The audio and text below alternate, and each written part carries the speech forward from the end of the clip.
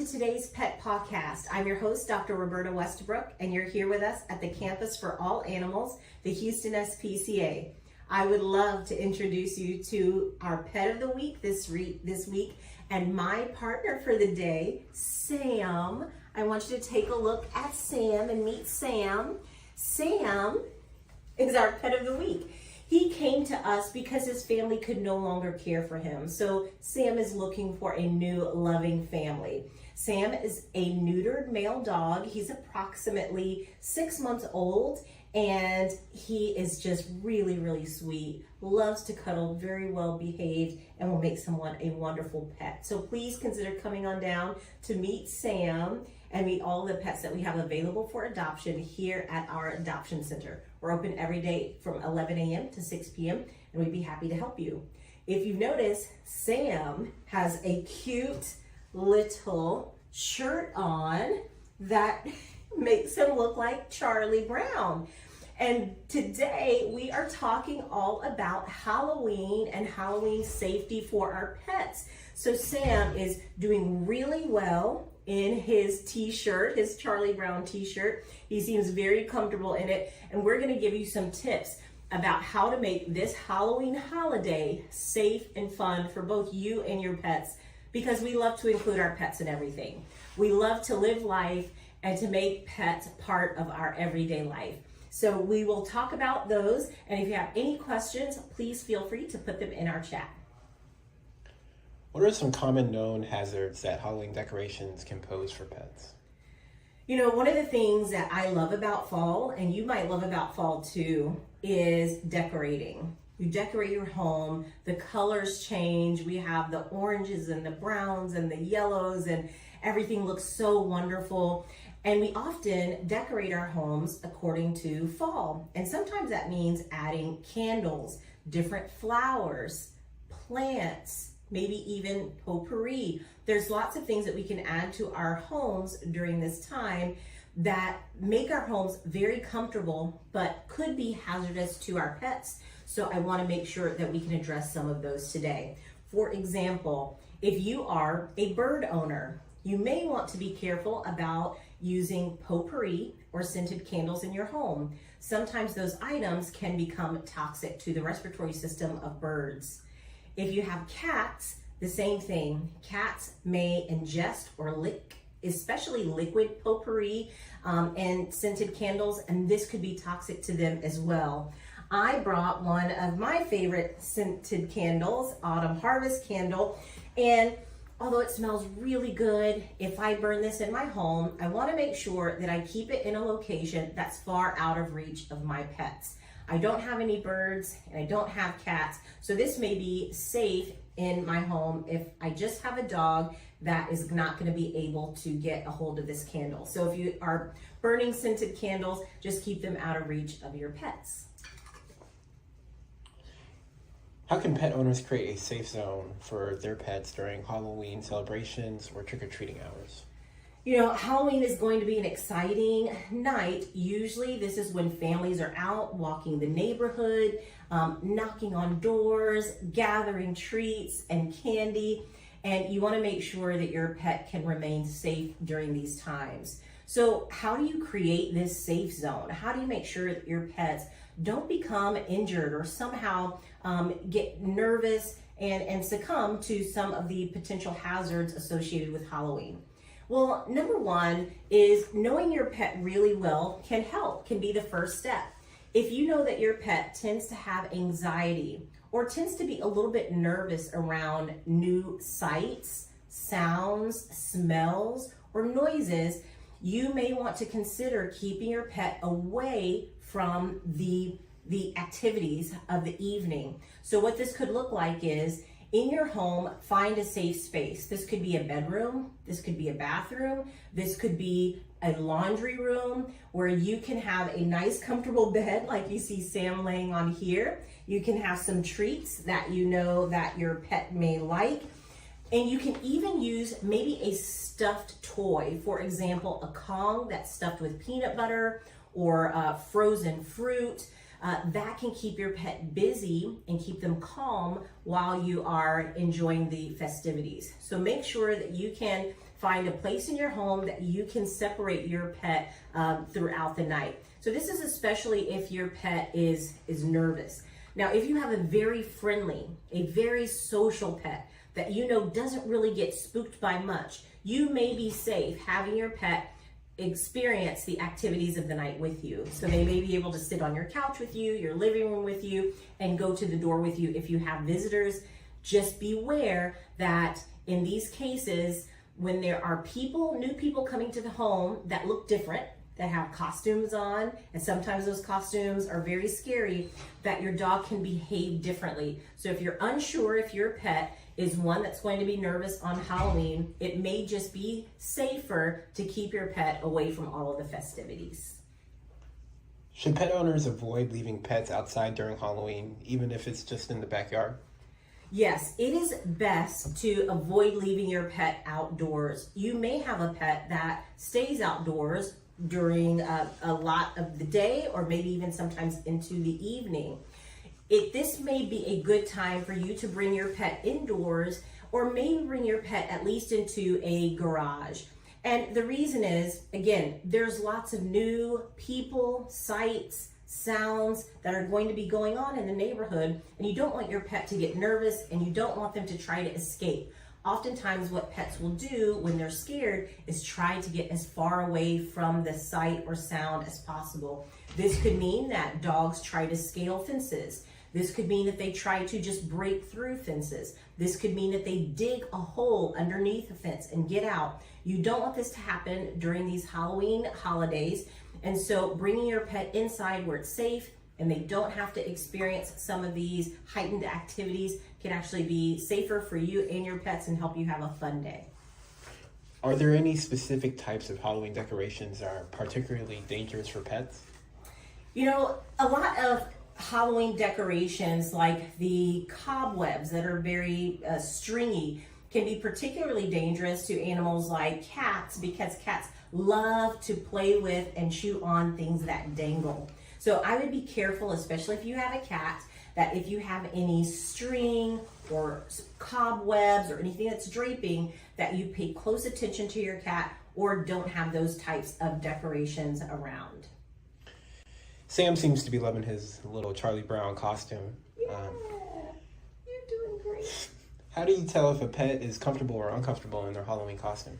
You know, Sam is a great example here. So he seems very comfortable in his costume. It's a nice, well-fitting t-shirt that doesn't constrict him. Things that you want to be aware of if you want your pet to wear a costume is you don't want the costume to be restrictive in any way. Some costumes can be so tight that your pet may not be able to move in a normal fashion.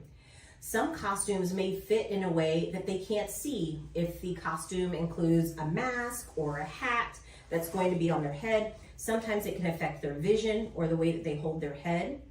Other costumes may occlude their nose or mouth that could affect their breathing. So you want to make sure that you have a costume that does not prevent your pet from seeing, smelling, breathing, and that's not too restrictive.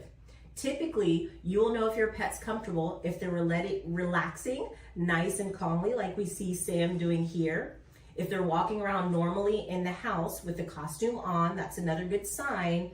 But if you see your pet experiencing what looks like stress, so if you've put the costume on and they seem stressed, maybe they're panting excessively, or they're freezing, they don't want to move at all with the costume on, or they begin to panic with the costume on, trying to run and get away from it or get out of it, this is going to be a clue that your pet's not comfortable, and you're going to want to remove the costume right away, because we want this to be a fun experience for all.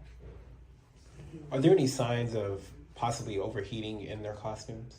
There certainly is a possibility that pets can overheat in the costume. Again, particularly if portions of the costume obscure their mouth or nose. Ways that you can determine if your pet is safe as it relates to breathing and overheating is you want to make sure that your pet is breathing comfortably, staying active. Again, their nose and mouth is not covered.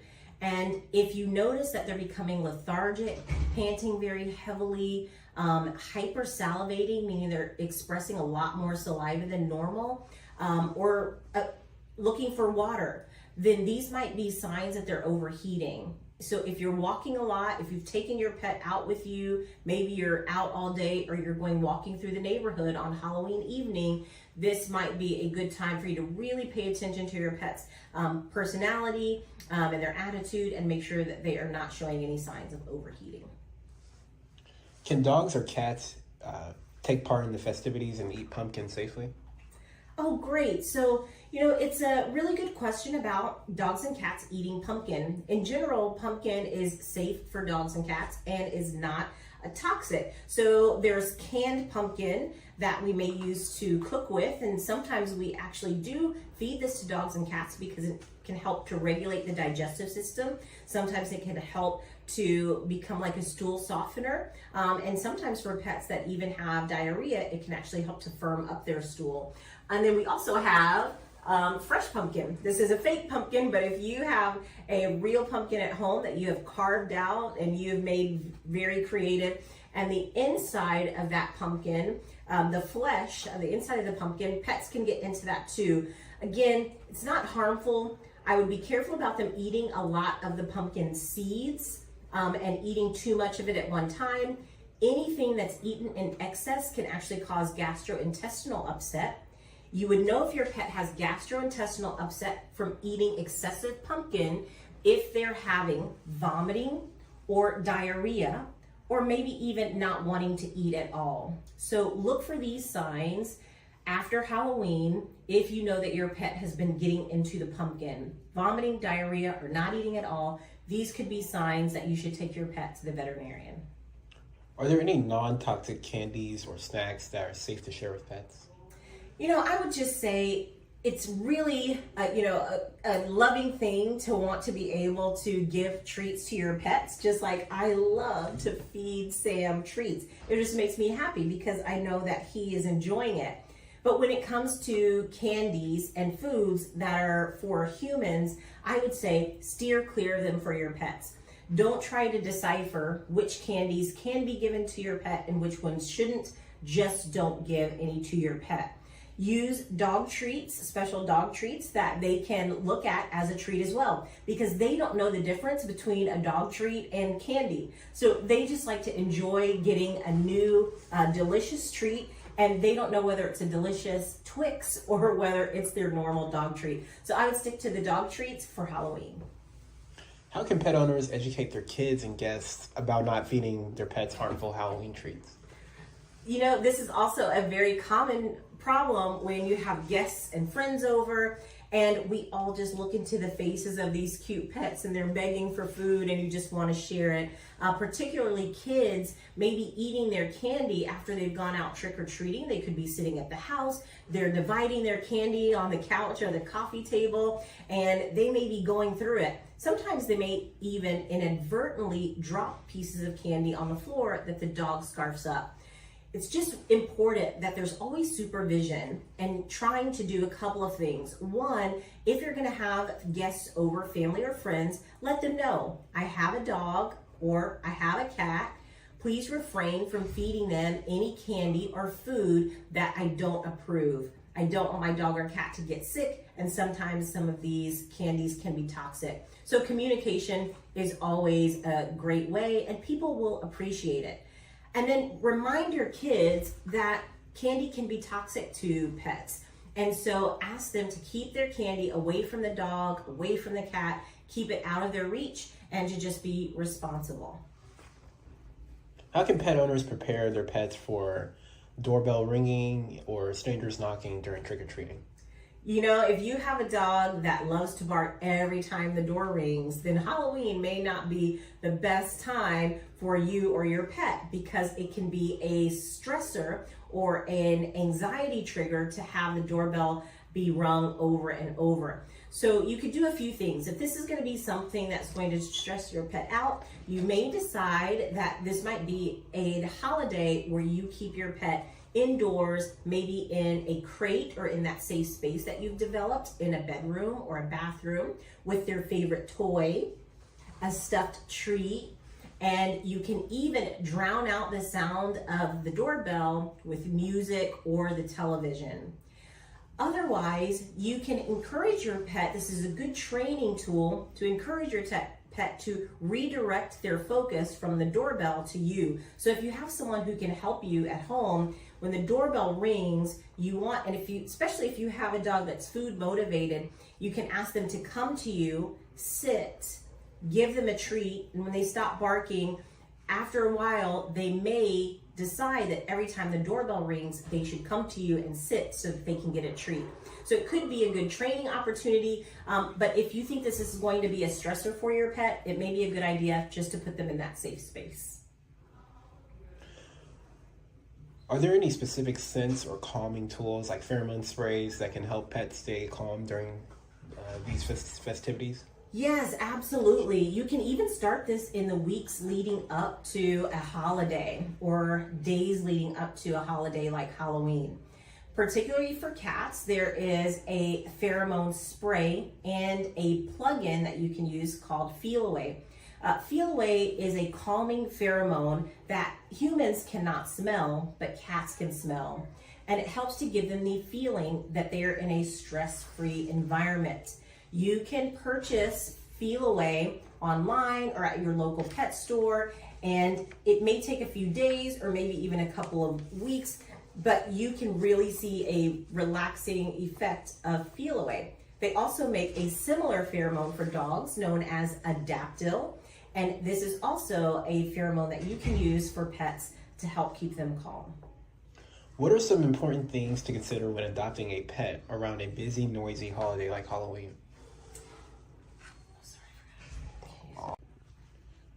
What are some important things to consider when adopting a pet around a holiday like Halloween?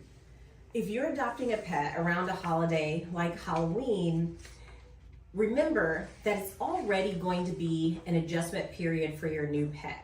They're going to be coming into a new home with new people and new ways of life with a new schedule.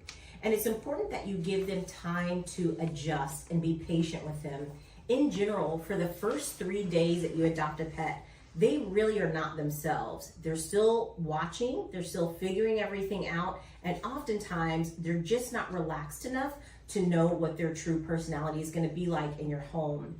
Sometimes it can take up to 3 months for them to become really comfortable with your routine.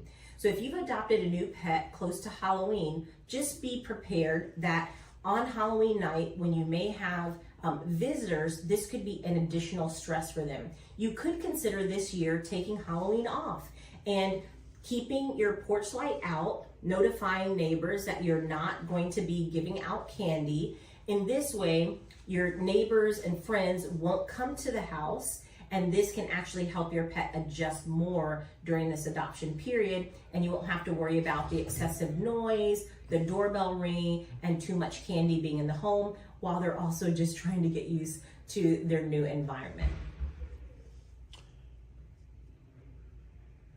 How important is it for pets to be microchipped, especially during a busy holiday like Halloween?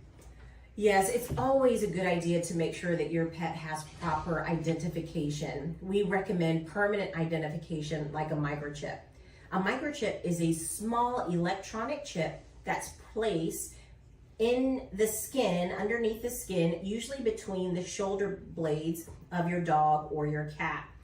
If your pet gets lost and finds his or her way into a shelter or a veterinary hospital, there are universal scanners that we use to scan your pet. That scanner will pick up the pet's identification number. We can use that identification number to call the microchip company and get your information to call you so that we can reunite you with your pet.